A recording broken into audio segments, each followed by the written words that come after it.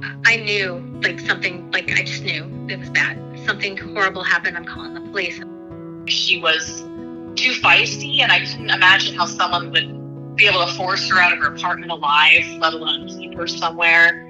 Before Stacey Colbert had an apartment at the Governor Square complex in Columbus, Ohio, she had stayed at the Alphi Delti Pi sorority house and then shared a place with a couple of friends.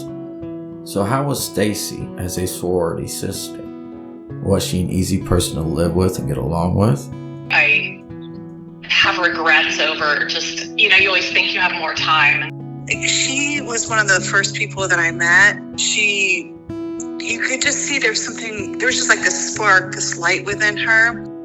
We'll talk about all that right now on Just In Case You Forgot. Just In Case You Forgot podcast is produced and hosted by William Swafford. Music was put together by William Swafford.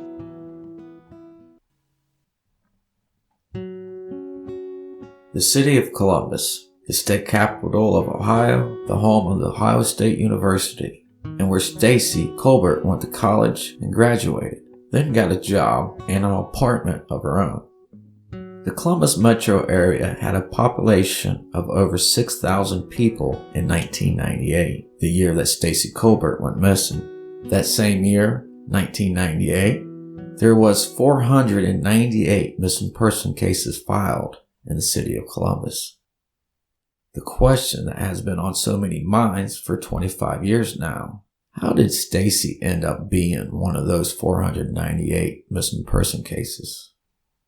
In episode 1, I started to talk to Danielle, Stacey's sister, and talked a little bit about what was known of what happened on March 22nd of 1998, the day that Stacey had gone missing from her apartment.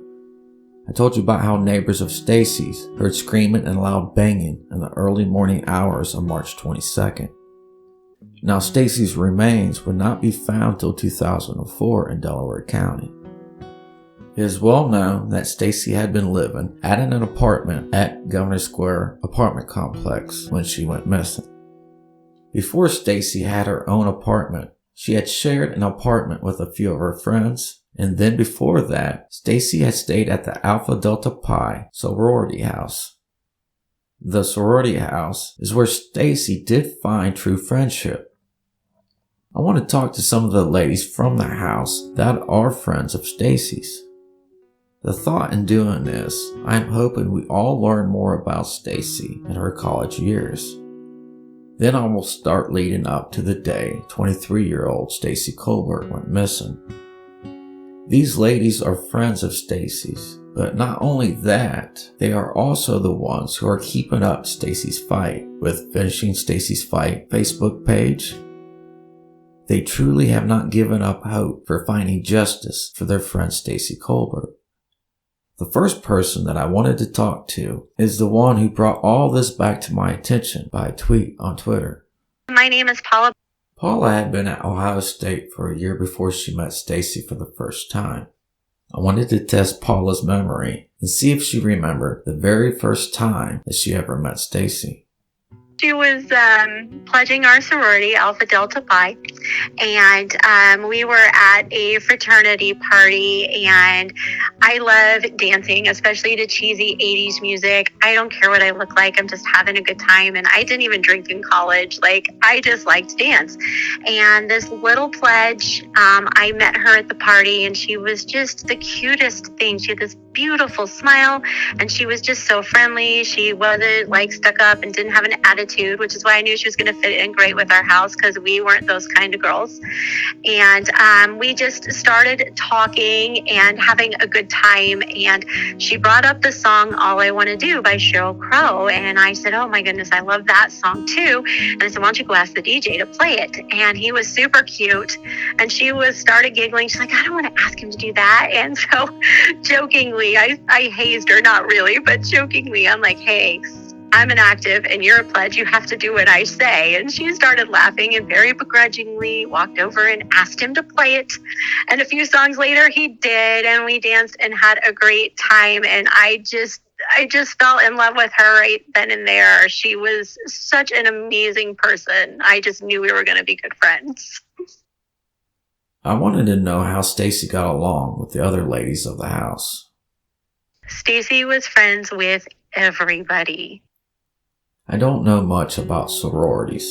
I asked Paula about how many members the Alphi Delti Pi sorority had back in the late 90s. I'm trying to think how many of us there were. I don't remember. I'm going to say somewhere between 80 and maybe 100 active members. We were a smaller house at Ohio State because we weren't the kind of nasty girls with attitude that everyone secretly wanted to belong to, the houses everyone wanted to be a part of. Like we did not have that kind of thing going at Alphi Delta Pi.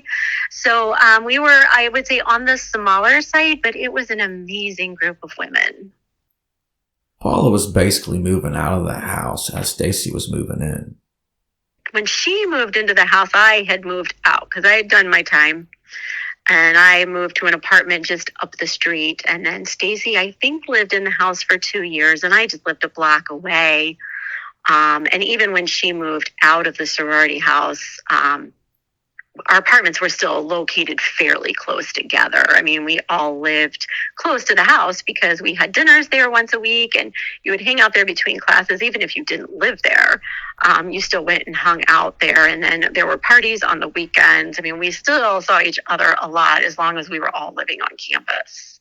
I asked Paula how often she had stayed in contact with Stacey after she moved out of the sorority house. We were in contact quite a lot. I mean, Stacey and I were close friends. My situation was a little different from most of the girls. I was kind of financially independent when I turned 18. I had awesome, supportive parents, but they just didn't have a lot of money to give. I got a scholarship through my dad. He was a Marine, so I was eligible for the GI Bill. But otherwise, I had to pay for everything myself, so I worked a lot. I still saw the girls at sorority events and parties, and we would just get together on the weekends. I remember going to the airport to pick Stacey up after she came back from Atlanta. I mean, we saw each other quite a lot, probably up until when I got married. Those first few months I was married, I really neglected my friendships, and that is a regret I will have for the rest of my life. I asked Paula if there was anything else she would like to say about Stacey in their sorority days. Gosh, I don't know. Stacey was she was the one everyone could turn to. She was bright. There were always boys around her. Always. She was so outgoing. She didn't know a stranger. She trusted everybody until you really gave her a reason not to. She trusted everyone. I will tell you, actually, to that point, when she first moved out of the sorority house and into the apartment there on Summit Street, where she had the 3 other roommates, she would go out jogging like super early in the morning on campus and would not lock the door. And her roommates would get so mad at her for it, and she did not understand why. To her, like, as long as there were people there, it was fine. Nobody's going to break into your house if you're home. Like, that just never occurred to her at all. Stacey enjoyed college life. She always gave off a good vibe when first meeting people. My name is Katie. So I met Stacey in January 1994.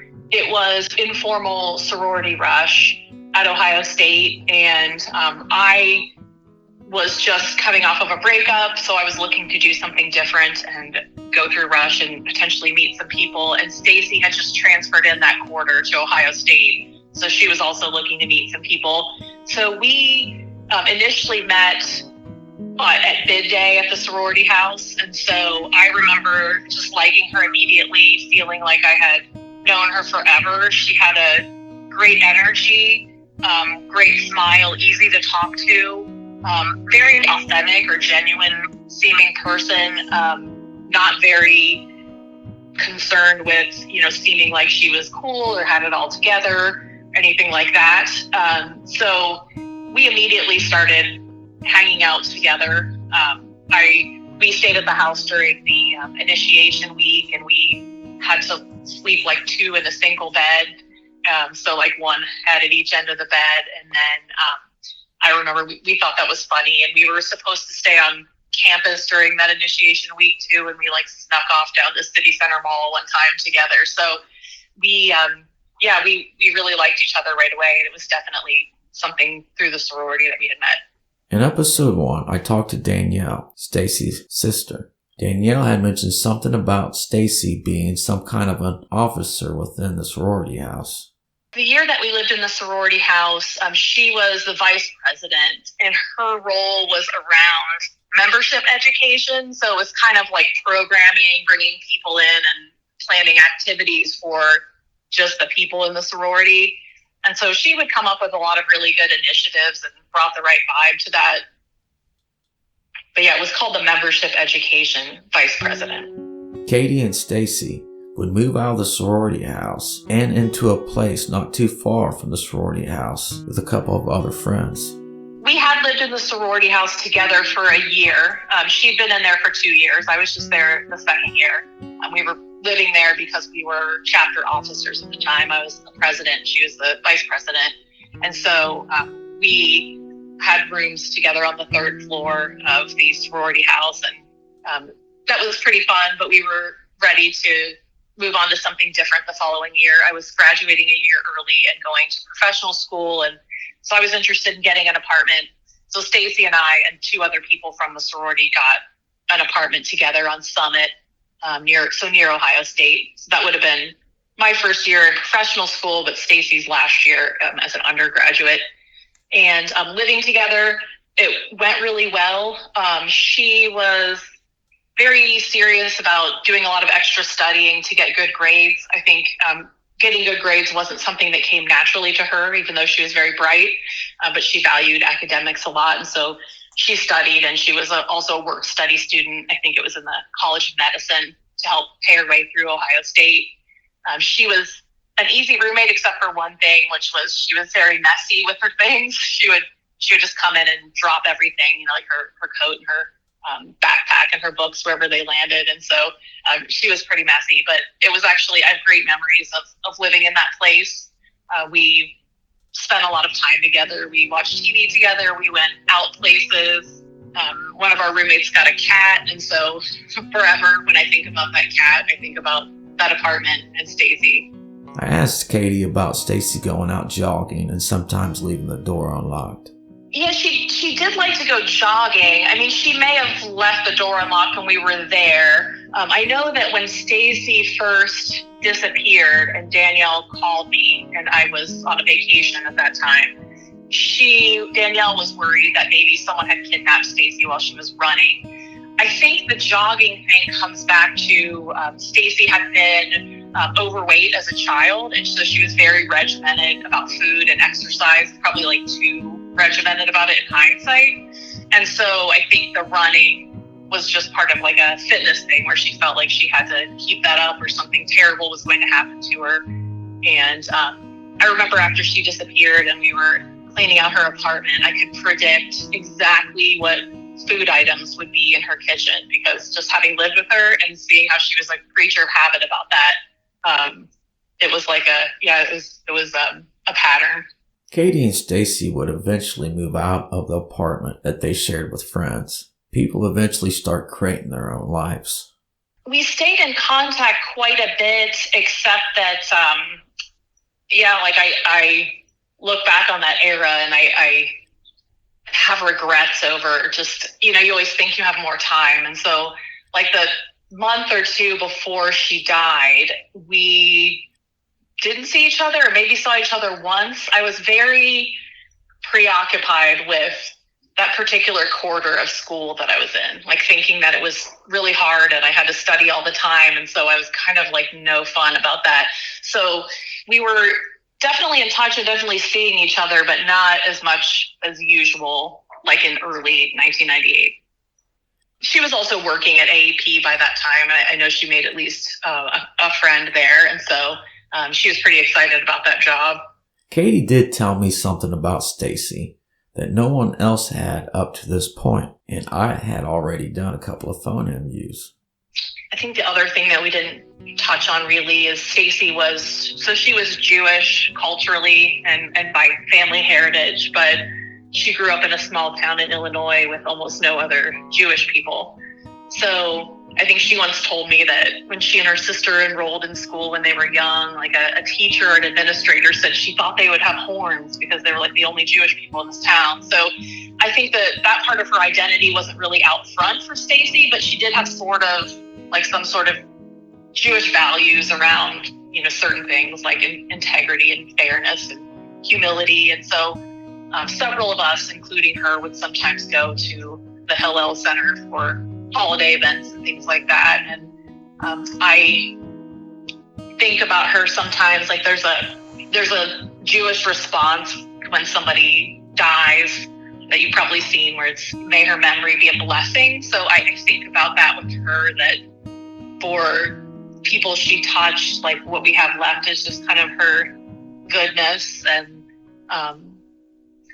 the memories, and hopefully just the impact that she had on us lives on, even though it doesn't erase the pain of losing her.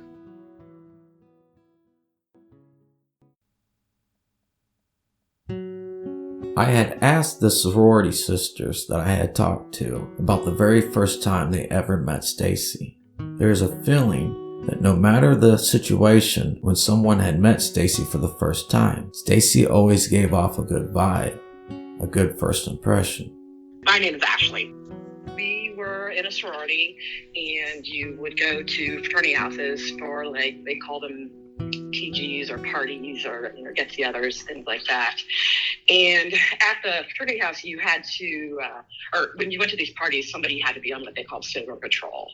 So they were the person that had to kind of remain sober at the party and just, if anything goes wrong, somebody there. So I was on sober patrol, and she was brought to me as like a little freshman, and I was supposed to kind of take care of her. So she had been drinking, and so she, I was just supposed to kind of babysit her, and I needed to kind of sober her up.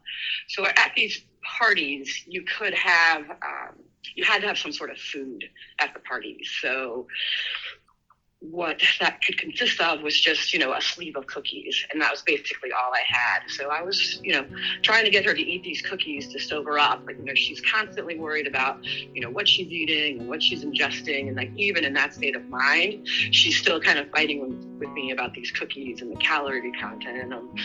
And I finally got her to eat them. And then I started calling her Cookie. All the ladies had agreed that Stacey had gotten along with all the other sorority sisters that were at the sorority house at that time.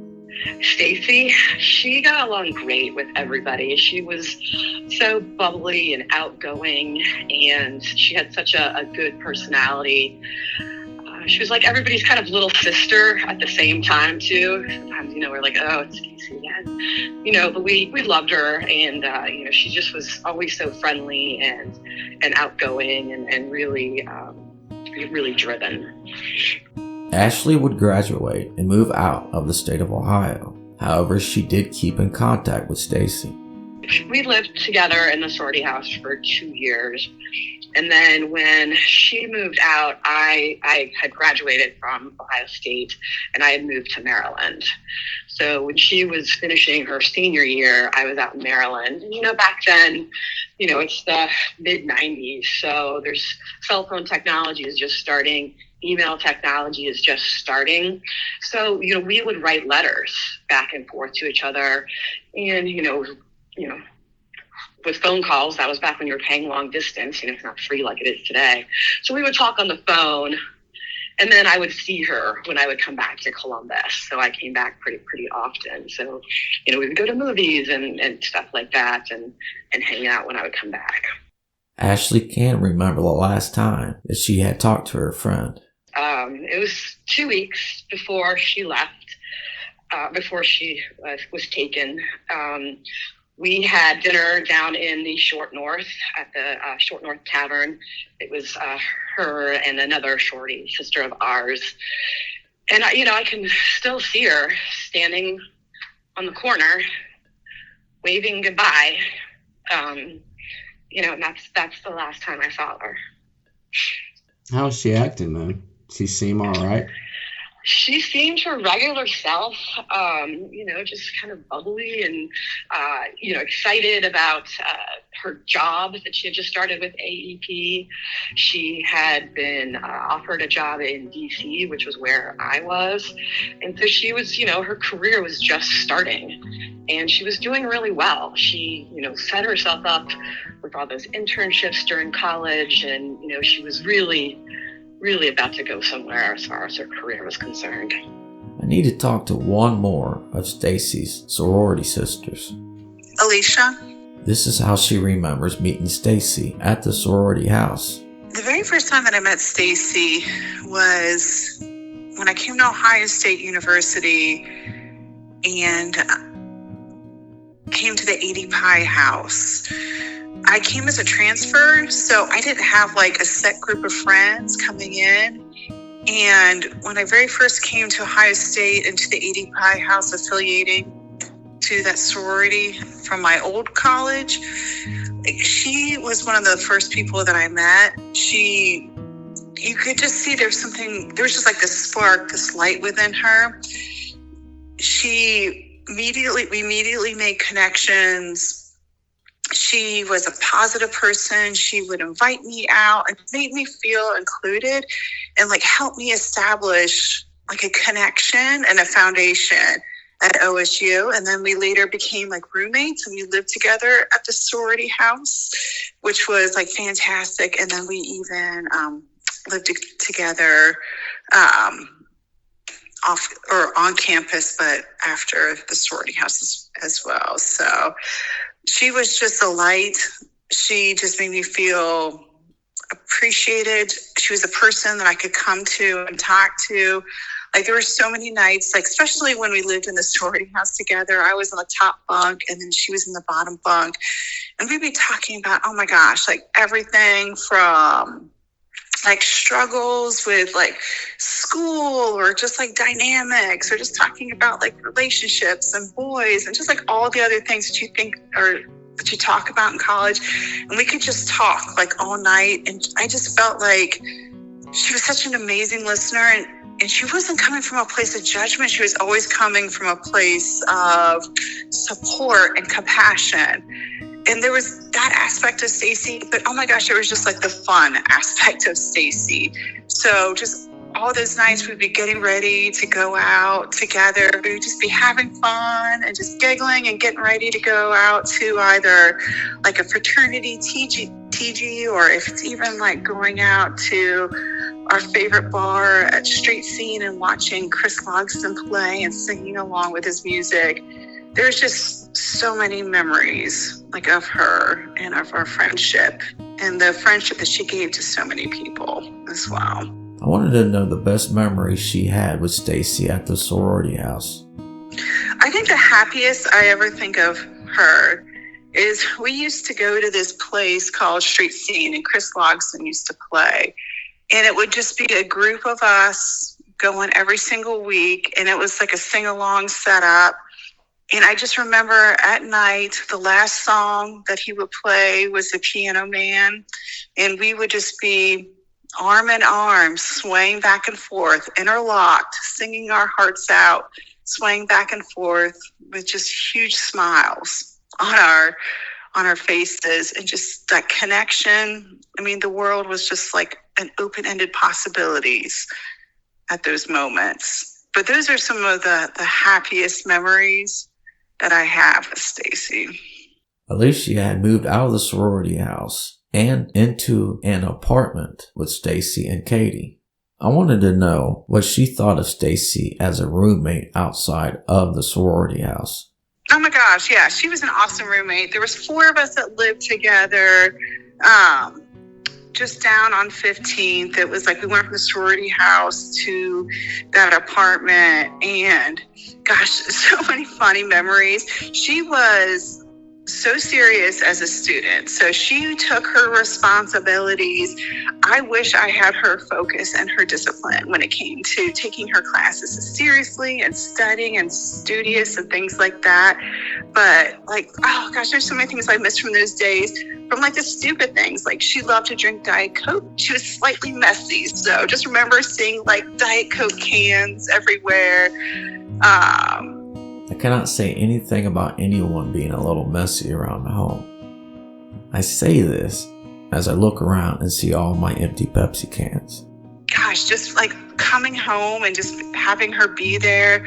We would get together and just like get ready to go out, or we would just walk down to Brennan's together and just have like our favorite drink and do study sessions as well. She was a great roommate. I have asked each one of Stacey's sorority sisters how often they stayed in contact with Stacey after the sorority house and the apartment that they shared. This was done because I understand that they were all young ladies who were trying to get their own lives and families started. A lot. She was like one of my best friends. So after we lived in the apartment, I moved into a different apartment, and I think she moved into Strawberry Farms, if I remember correctly.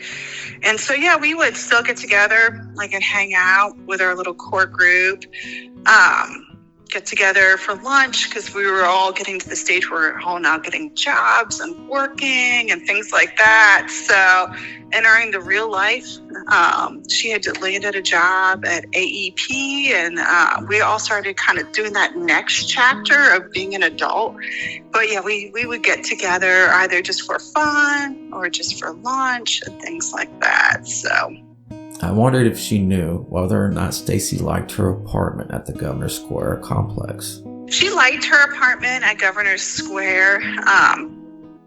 Gosh, I'm just trying to remember, like, I can't remember like why she wanted to move from like Strawberry Farms to Governor Square. I know that she liked the apartment and that we would still like go out. It was kind of nice because it was a little bit closer to everybody, which was great.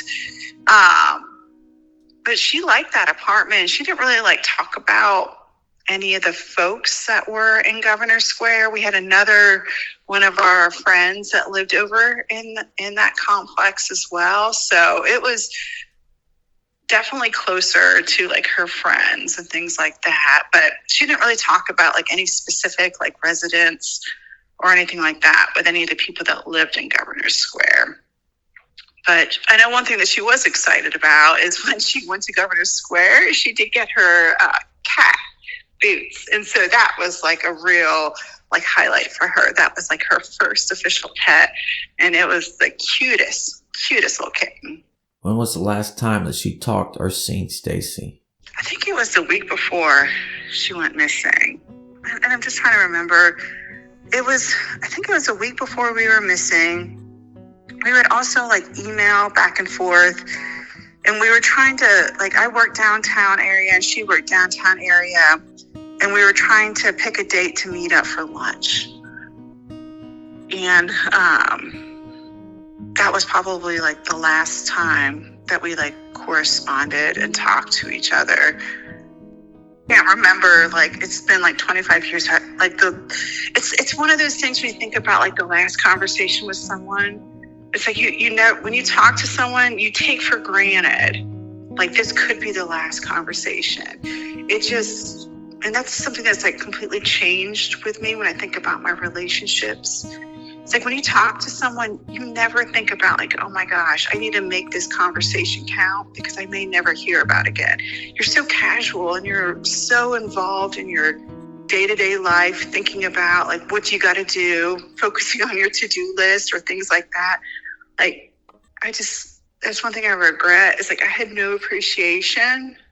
Like that could have been like the last conversation that I had with her, or that was the last time that I would see her.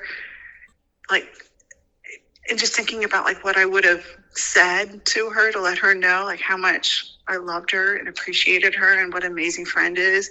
It's so hard when you have these situations that blindside you that you just don't appreciate that the little things that now are like the big things. Stacey graduated from Ohio State University with a bachelor's degree in 1997. Shortly after that, she would land a job at AEP Electric Company. She even tried to stay active with her sorority.